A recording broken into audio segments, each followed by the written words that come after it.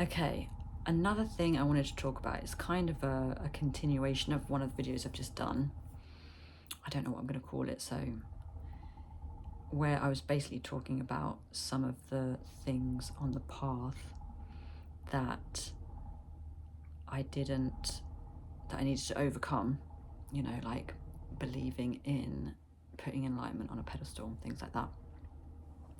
The other thing that I think was one of the biggest things that stopped me from moving forward was not really allowing the chips to fall where they may.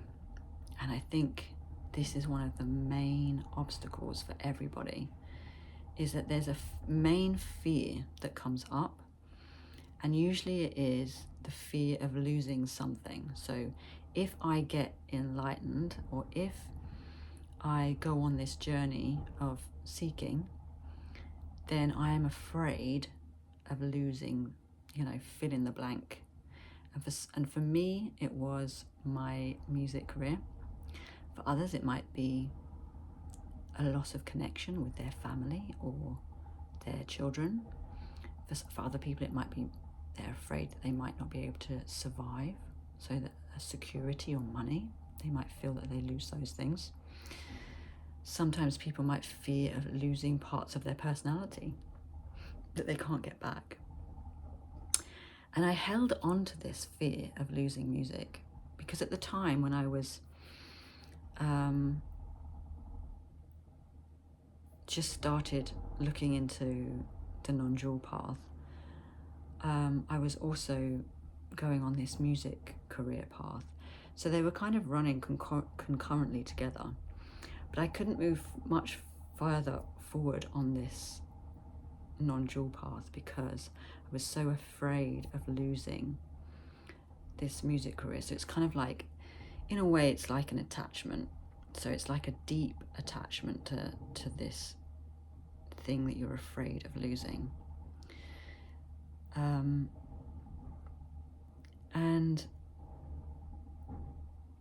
And really, once I'd lost that attachment to music, this Kundalini path, and just kind of completely opened. And now looking back, I feel relieved. So in the beginning, there's a lot of fear around losing this attachment, but now I just feel relieved. And in a way, music might be coming back a little bit. I don't know. It might. There's certain things that have come up recently that suggest that it might be coming back in a different form.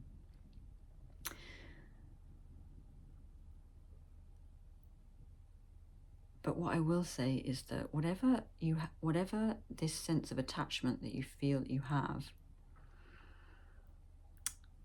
it's worth looking at, and it's worth just addressing, because a lot of it is just a fear. And when we lose the attachment, it doesn't necessarily mean that we're going to lose the thing.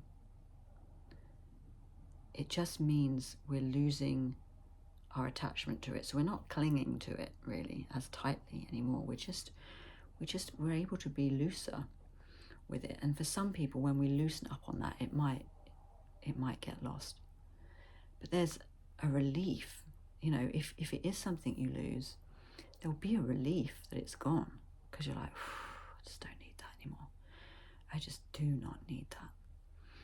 And if it isn't lost, there'll just be it would just be held more lightly, more softly, you know. And a lot of the time our identity, you know, so much of my identity was wrapped up in being this songwriter, this singer-songwriter.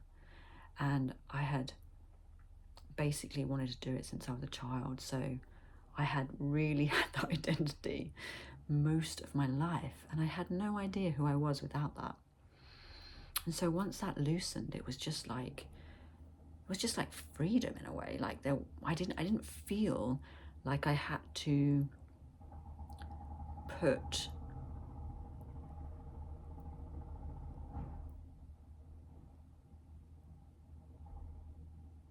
I didn't feel like I had to be that one thing. That actually I could be anything. And the idea of just being this one thing seemed very tight and very like you're just wearing a really tight suit, you know, like a straitjacket. It was like wearing a straitjacket. And it was like once I took off the straitjacket, it was like, oh, what a relief. What a relief. And that was, and my life seemed to kind of open up a lot more opportunity, more possibility, more stuff that could come, that could flow in, because I wasn't just narrowing my whole life into like one way of being, if that makes sense.